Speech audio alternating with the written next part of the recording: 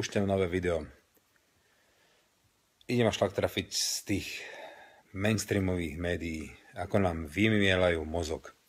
Proste oni si myslia všetci, že sme naozaj úplne všetci sprostí. A už nevedia, ako nás prinútiť k tomu, aby sme strašne chceli tých imigrantov, aby sme strašne boli otvorení, humánni, tak už nás idú strašiť nasledujúcimi číslami. Pozerám televíziu Markíza a čo nevidím?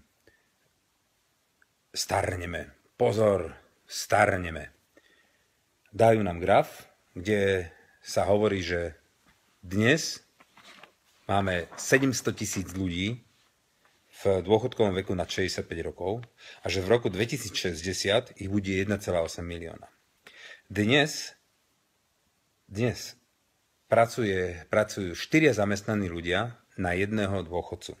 V roku 2060 to bude 1,5 pracujúceho na jedného dôchodcu. To je katastrofálne číslo. To znamená, že naozaj, toto je pravda, dnešná pravda toto naozaj je, my o pár rokov, možno o 40, o 50 rokov, naozaj na tých dôchodcov nebude mať kto pracovať.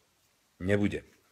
To je skutočne pravda. Ale aby nám toto podsúvali nenápadne, takéto veci, takéto demagógie, len preto, aby sme si povedali, aha, však vlastne my vymierame, my tých imigrantov vlastne strašne potrebujeme. Áno, dajte nám ich sem rýchlo 1 000 000, lebo oni nás potom budú živiť.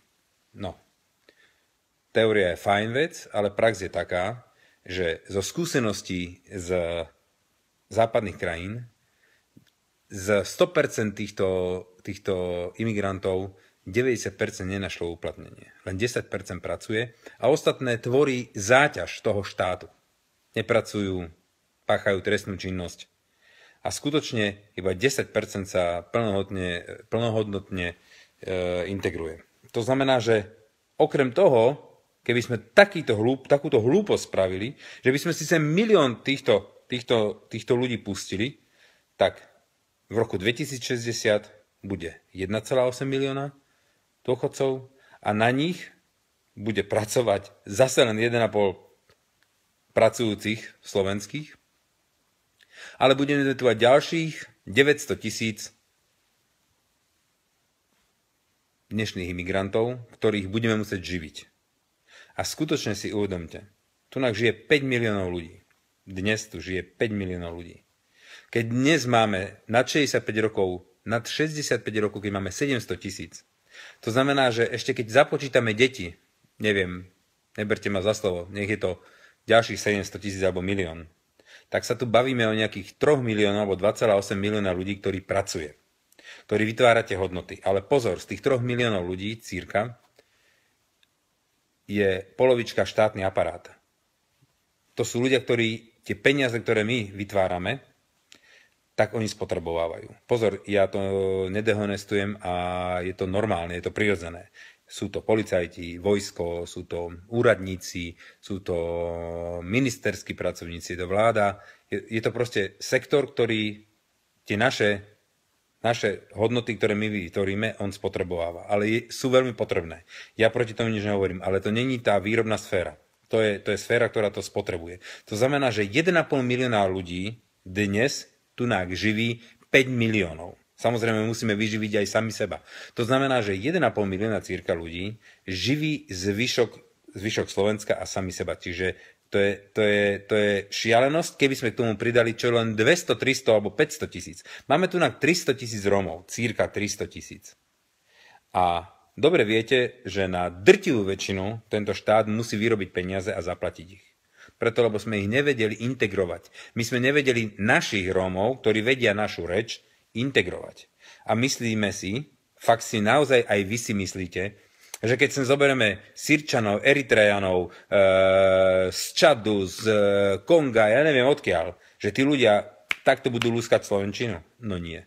Nie. Vytvoria geta, budú naťahovať prsty, plaťte, dajte nám, chceme. Však to vidíme v Nemecku proste, tam sa rozčuľujú, došli, chceme byty, chceme peniaze. Ako tomu príde normálna nemecká rodina, ktorá musí dreť, aby zaplatili nájomné 2000 eur. A verte tomu, že dvaja robia, zaplatia nájomné, zaplatia jedlo zaplatia splátky a ja neviem čo všetko možné a neodložia žiadnu korunu, to vám hovorím, alebo žiadne euro. Kdežto títo dostanú zadarmo bývanie, zadarmo mobil, dostanú zadarmo, ja neviem, na hlavu 600 eur, oni ostávajú, oni sú poriešení a ešte majú 2001, taká familia má 2000 eur cash. Ako nehnevajte sa, to je katastrofa. Ja si neviem predstaviť, ako toto chceme urobiť. Vy si naozaj myslíte, že keď sem pustíme tých imigrantov a dáme ich sem a začneme ich živiť a starať sa o nich, že oni budú prínosom tejto spoločnosti. Úplná tragédia. Ja nechápem, prečo táto vláda a prečo vlády bývalé sa nesnažili viacej integrovať tých Rómov. Ja nechápem, prečo neurobí táto vláda, alebo hoci ktoré prídu po nej, alebo ktoré boli tunak. Prečo nespustia program na to, aby Slováci mali deti. Aby sme si my sami tunak robili naše deti. Ja mám kopec detí a mám ich len preto, že som si zarobil nejakú korunu a že to môžem živiť. Pokiaľ by som tie peniaze nezarobil, no nemôžem si ich dovoliť. A deti sú budúcnosť národa. Deti sú budúcnosť štátu a štátnosti, všetkého. Proste to je základ, to je proste, bez toho to nemôže fungovať. Aj ten systém sociálny, to je Ponziho schéma. Pokiaľ nebudeme pribúdať, nebudú tie deti pribúdať, tak na nás nebude mať kto robiť. To je normálna vec. To znamená, že v prvom rade by sme sa mali pozrieť, ako žijú slovenské rodiny. Či si môžu mladí ľudia založiť rodinu a či na to majú peniaze. Toto by nás malo zaujímať, nie nejakí imigranti. Ja na nich kašlem.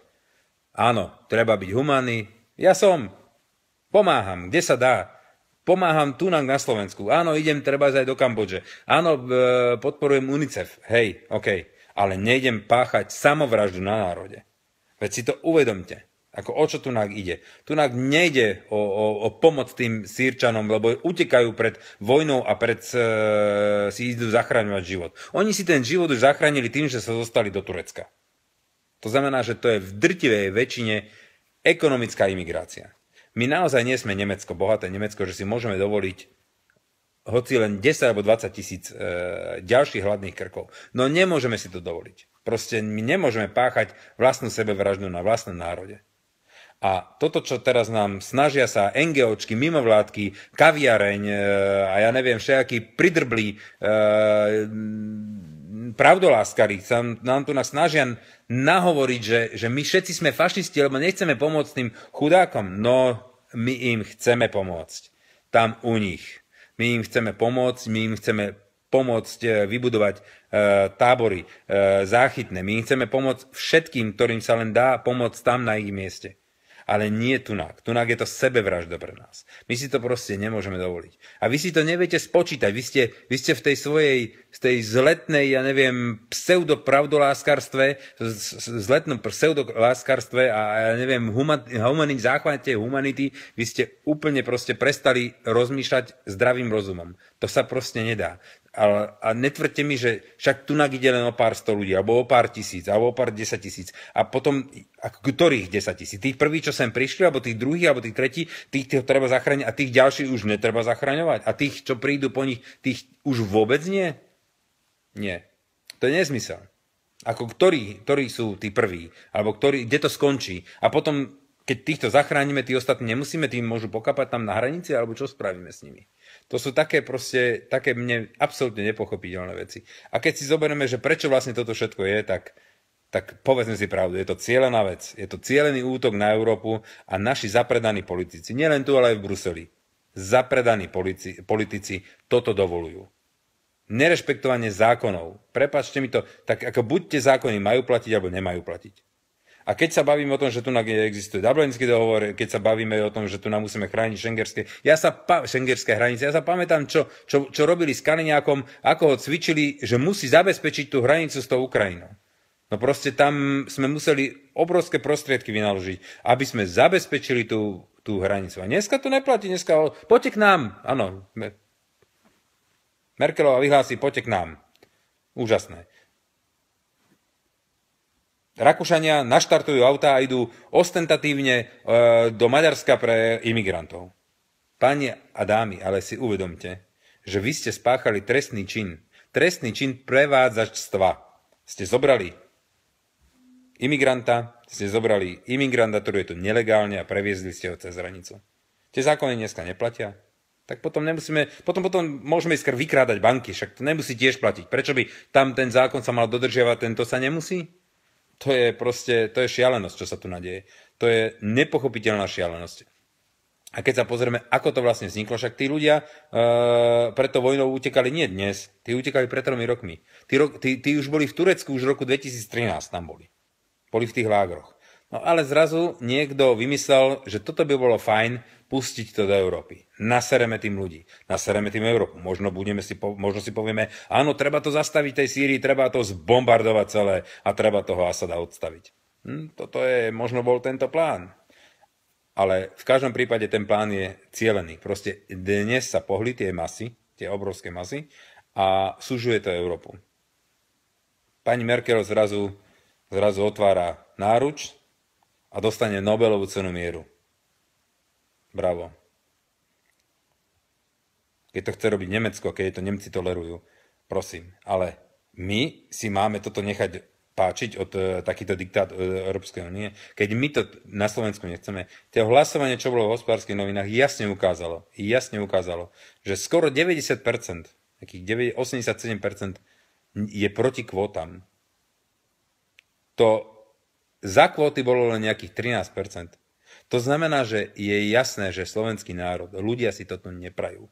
Prečo nám to diktujú? To je znásilnenie, ja sa cítim, jak v komunizme, keď sme museli počúvať príkaz politbíra zo Sovietskeho zväzu z Moskvy.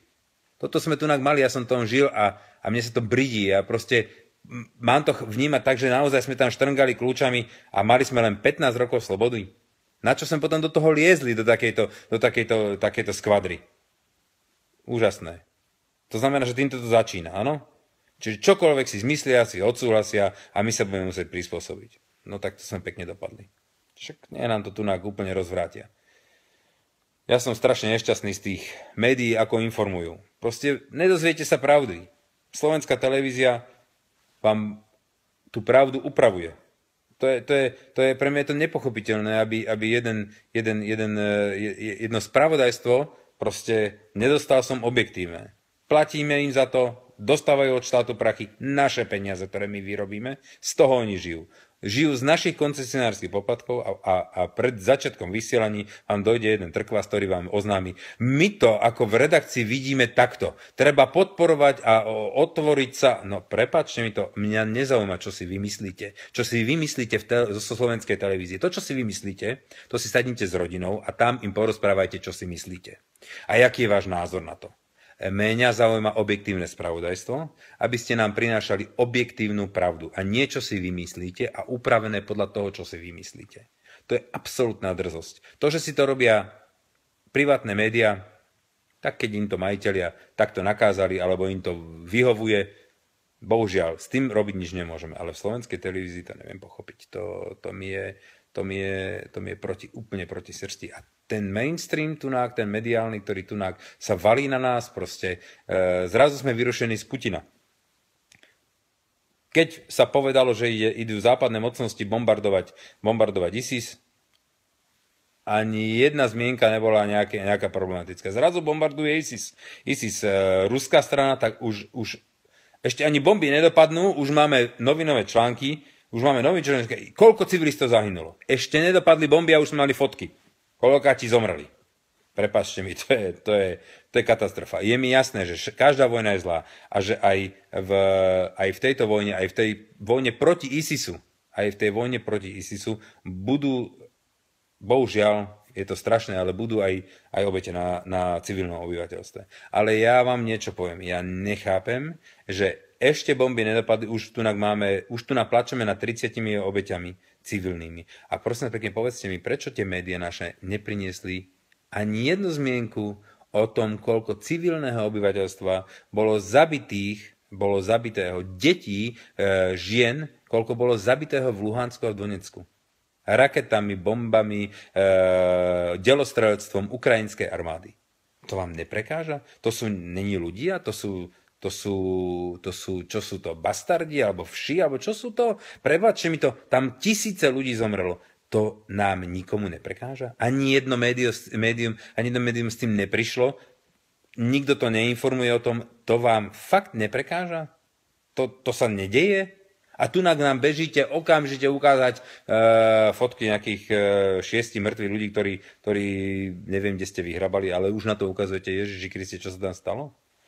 Ja nenávidím toto farizejstvo, ja to nemôžem to vystáť, je mi to proti srsti, vadí mi to vaše ohlupovanie tohto národa, vadí mi to, že robíte z nás idiotov. Strašne mi to vadí. Milujem tie privátne, súkromné portály, ktoré sa neboja povedať pravdu, ale to, čo vy s nami už robíte, to nemá obdoby. Fakt. Toto je šialenosť. To je šialenosť.